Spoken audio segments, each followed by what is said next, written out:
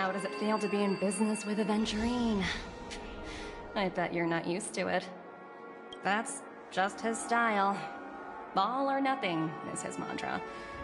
He's always cozying up to his clients while egging them on to undertake some dangerous assignment with him.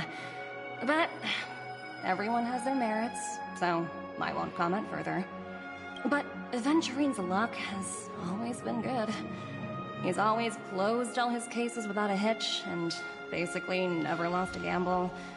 Which is why, on the issue of retaking Penacony, I'm watching with keen interest.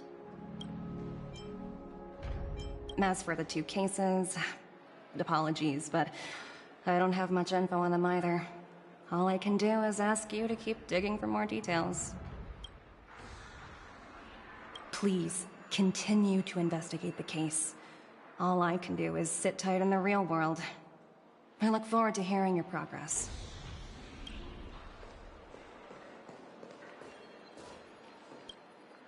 We're carrying out our captain's orders. What do you want? We made a mistake last time, and we're working hard to rectify it now. We don't have time for anything else. Surveilling the IPC executive Topaz, ensuring that she stays put at the Reverie Hotel during her time on Penacony. We've got the right one this time. So that's it. They were the pair who were after Firefly at the time.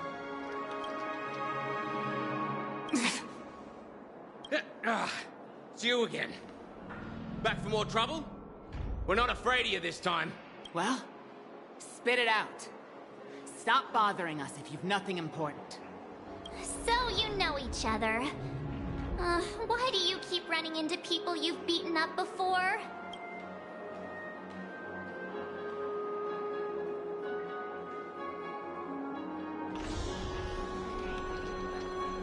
That's right.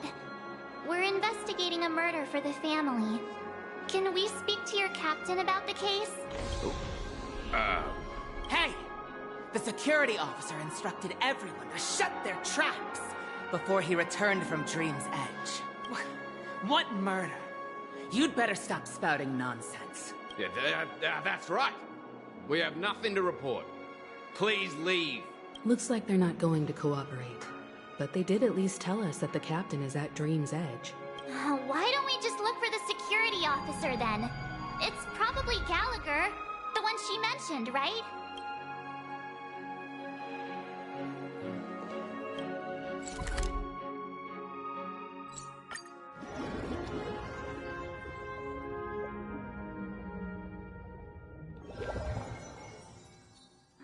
Such tight security.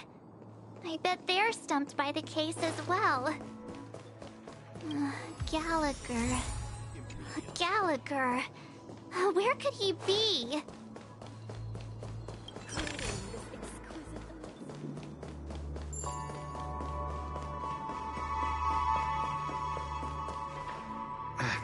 Apologies. The Bloodhound family is running an investigation up ahead. No unauthorized personnel allowed. Hold on a minute. I think I've seen you before. The gray-haired one. How much trouble have you stirred up exactly on Penacony? Not possible. It was you the last time, yelling about some clockwork friendship while beating me up with that silver-haired girl. I'm not letting you get by this time. Please leave, or I'll have to get on my knees and beg you. Huh? What kind of heinous crime have you committed now? Hold on, sir. We have documents authorized by the family that would aid your investigation. If it wouldn't trouble you, could we see this Mr. Gallagher?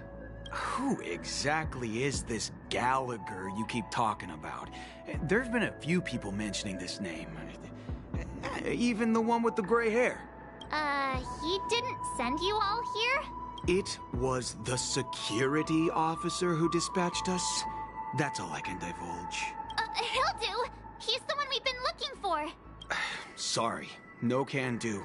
The boss said that since it's a matter of the family's reputation, no one's allowed through. Everyone, please leave. There's really no need for us to make things difficult for each other, right? We're really sorry for troubling you. Let's think of another way. Another way. That's it! Didn't they say something about that... what was it? Clockwork? That got this guy to change his mind. Can you perform it again? That... clocky magic. It's not bad if we're resolving a misunderstanding. Please?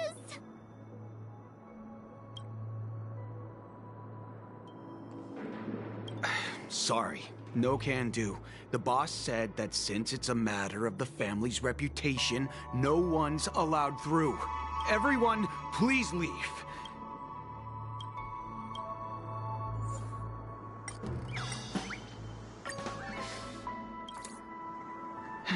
Let me see what time it is now. Whoa!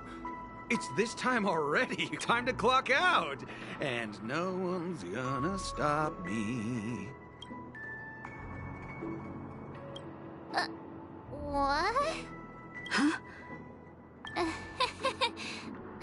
This clockwork trick of yours, it's kinda dangerous. At least he won't be getting in our way again. Let's go find that Gallagher and ask him the intricacies of the case. I was wondering what all the commotion was. Huh. Oh, it's you guys. Welcome.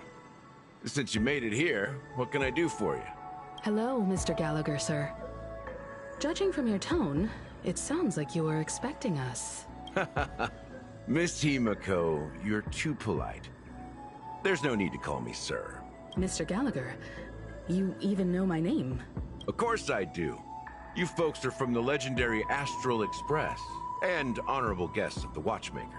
I had an encounter with this lady in the Golden Hour. I remember that little silver-haired girl was there too. I'm sorry for what happened to that kid.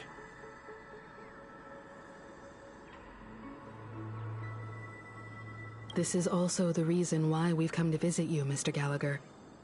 The Express can't just overlook the death of that child. So we've decided to help the family get to the bottom of it, in the hopes of getting justice for her. The Nameless involved with the family. What an unpredictable twist of fate. Why? What's wrong with the family? It's nothing. On Penacony, everyone loves the family. No matter how much one resists the beautiful dream, when the time comes, they too will find it hard to let go. Who wants to leave a warm nest? Just idiots, little kids, and inebriated fools. Mr. Gallagher seems to be getting at something. Well, you got it wrong. I'm not. You want to discuss the case? Sure, come with me. This is not a good place to talk. Let's go elsewhere.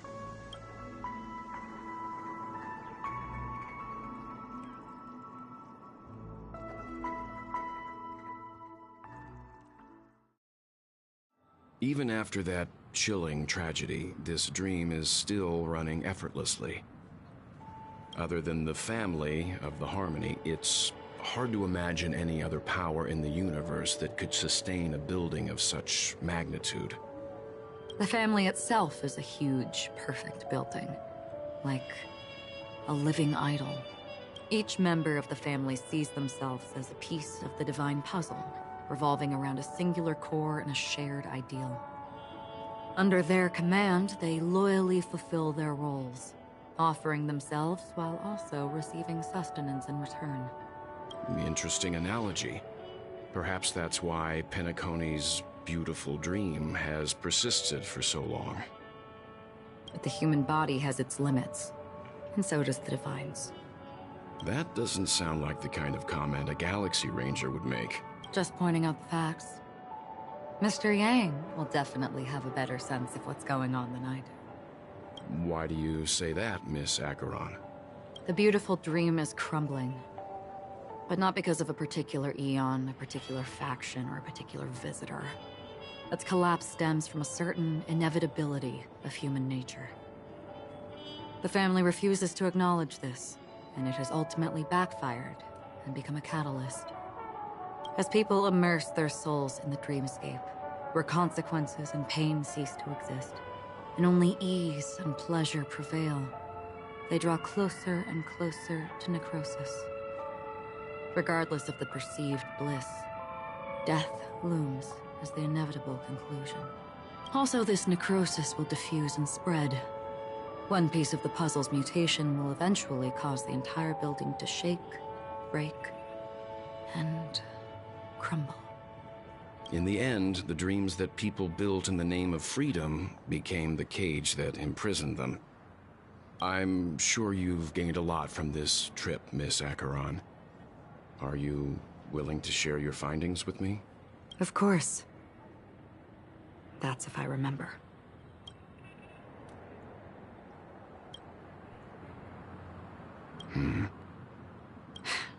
Don't mind me. It's just a habit.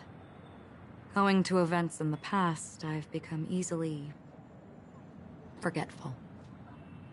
It's only when this sword is unsheathed that those hazy memories start to become clearer. Take your time. That should do it. I vividly remember everything that occurred on Penacony. Ask away. The moment of daybreak. I've heard that's where the Dawn Factory, which processes the foundation of the dreamscape, is located. Behind the dreamscape's song and dance stand many imagination factories. Workers create all kinds of whimsical works day in and day out in their dreams. Then they return to reality and sleep on a narrow bed in a room. A far cry from luxury. They say it will suffice. Experiencing the bizarre and motley dreamscape is the best reward. There I encountered a young woman who had just come of age. The perfect time to indulge in beautiful dreams. Her greatest wish was to one day move to the golden hour and see the magnificent garments she had woven with her own hands. For certain reasons, her wish was difficult to fulfill. But I managed to bring her a garment. Gilded Hour. It's said to be Penacony's currency center. Yes. It is a fortress-like financial city, the economic heart of the dreamscape. The Pepeshi people of the Alfalfa family are there to keep it running, sending blood that is made from money everywhere on Penacony. Everyone there is exquisitely dressed and always in a hurry. The greatest wish of the local Pepeshi people is for their future generations to work in the Gilded Hour. I've never met anyone who is willing to talk. I could only stand at the crossroads, watching crowds of people hurrying like the wind through the jungle of steel, only to deposit the alfalfa credits that they'd earned into the bank's vault. I don't know if they would open the vault door, but before I left, I witnessed a well-dressed Pepeshi person plummet from the sky, while those around him continued on their way, unfazed. I hear the Blue Hour is very romantic. Do you have any tales to share? Perhaps Mr. Yang has heard. There is a large boat called the Eventide, anchored along the Sea of Dreams, where soft music and dancing persist endlessly every night. I ran into a wizened lady there. She was at the dock, waiting for her long-departed lover to return, waiting for countless hours within time that stood still. In the humid sea breeze, she spoke of her own youth. Like many who desired wealth and love, they came to Penacony to pursue their dreams. Alas, her lover's consciousness was lost in the dark depths of the Sea of Dreams. Finally, she suggested we continue our conversation on a boat in the shallows.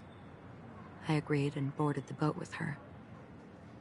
But she never said anything. Her eyes absent-mindedly gazing at the horizon for what seemed like forever. Finally, we retreated to the beach. The dreamscape of chic, luxury, and consumerism, the moment of dusk. My companions have been there too. Then you all must have seen those who are attempting to realize their dreams. Or have realized them.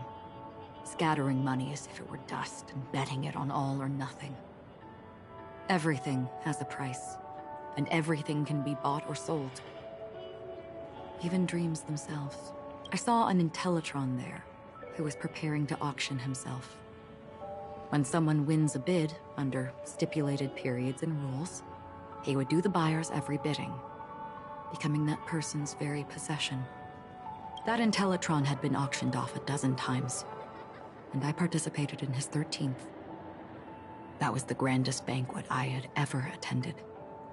But never again did anyone cast another glance at him. This time around, there were no successful bids for him. This is what I've seen and heard along the way. Someone once said to me, Penacony wasn't like this a long time ago. Nor should it be. I've traveled through the reality and dreamscape of the planet of festivities. Watched the tides of night rise and fall when time stopped for people. Where the spirits of the rich and impoverished remain forever fixed on their own scales. This is why I think the collapse of the beautiful dream is inevitable. There might be a way to change everything. Perhaps.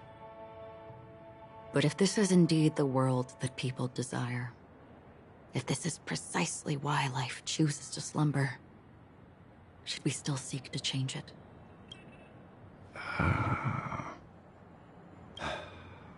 Miss Acheron, now it's my turn to share a story with you.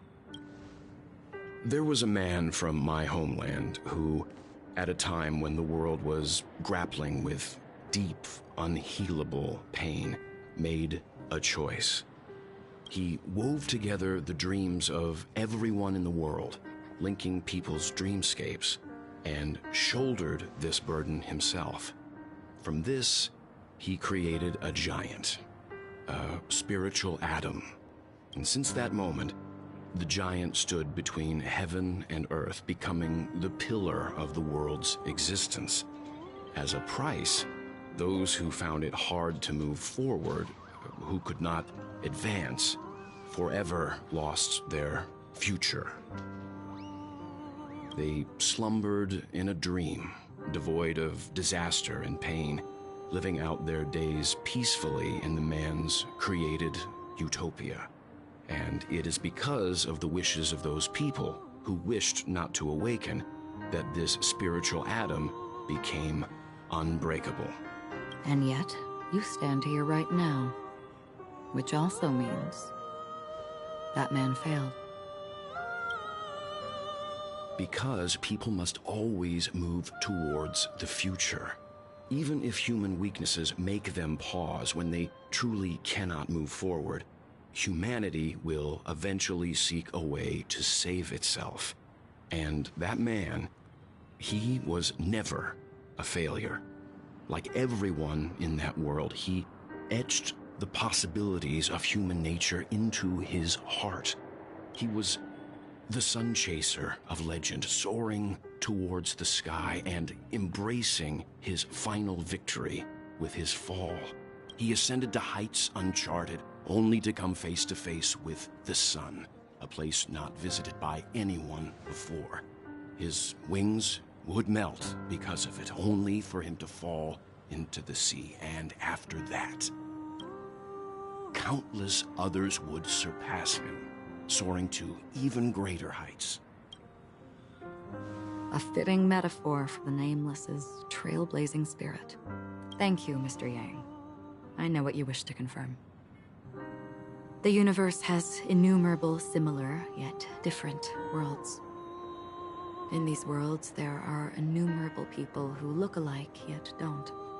I, too, have embarked on journeys, encountering old friends with familiar faces on different worlds, witnessing their destinies follow paths similar to mine. So I will tell you, even if not completely similar, the story you just told, it overlaps with my past. And within that abyssal dream, I ended that man's life. Alone.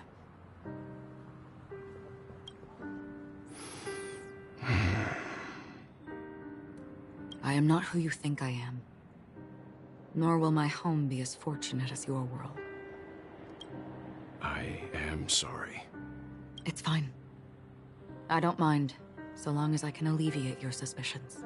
There's something I still wish to know, Miss Acheron.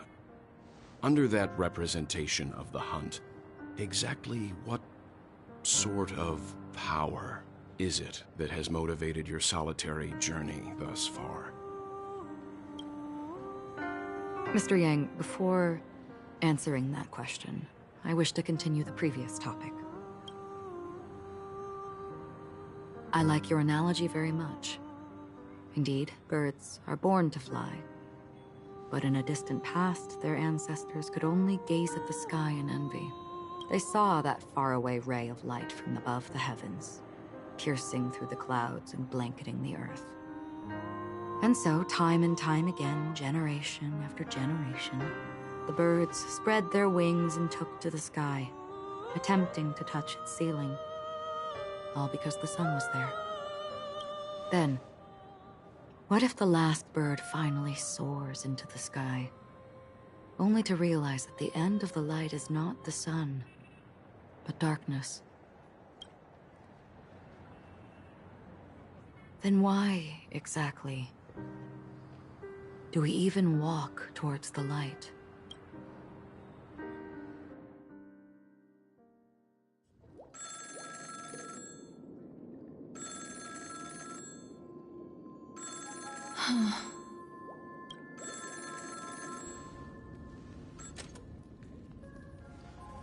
Long time no see.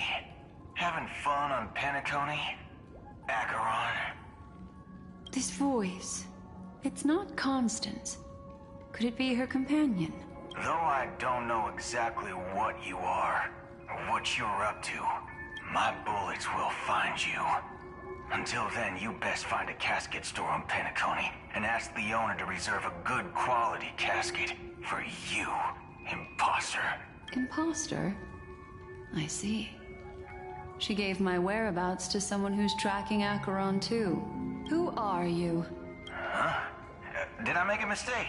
Who the heck are you?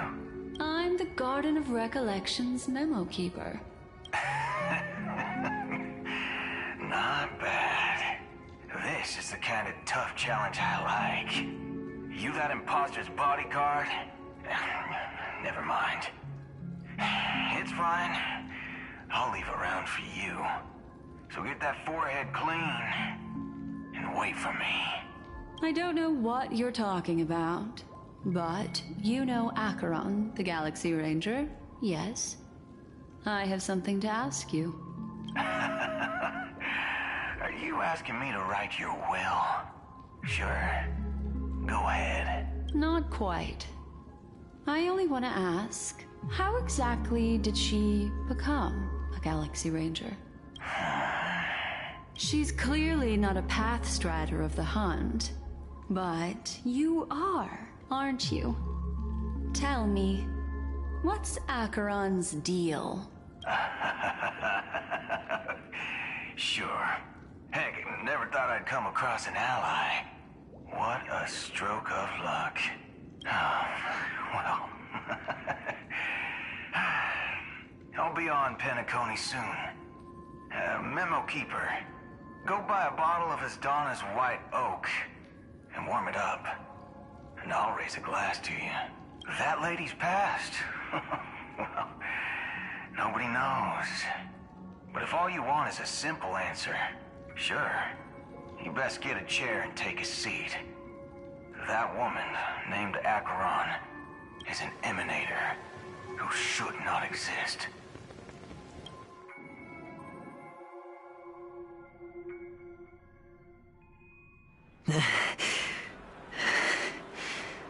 You look pale. Or is that also part of your act? I didn't think you'd have the nerve to show yourself.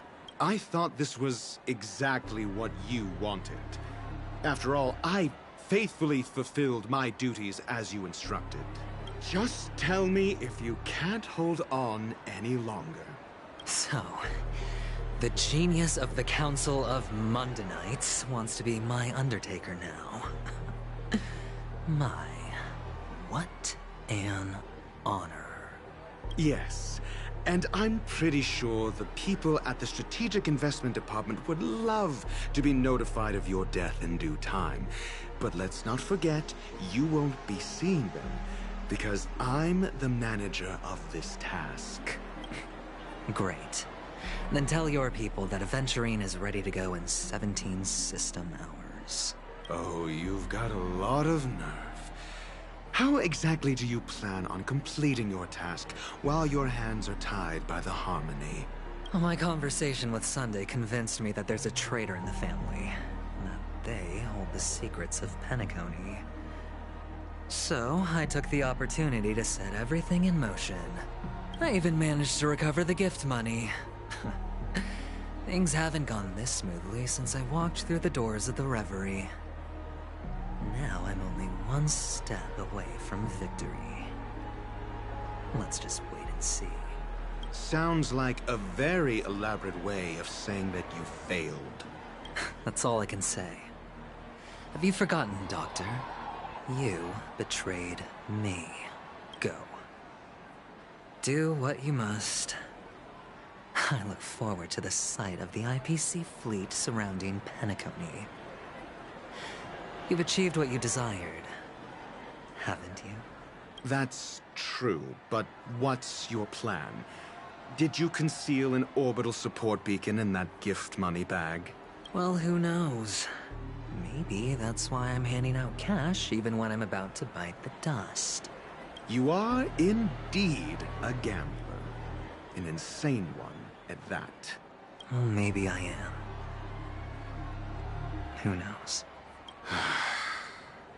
Fine. Here, take this. Open it when you're on your last legs. You'll thank me. What's this? Medical advice?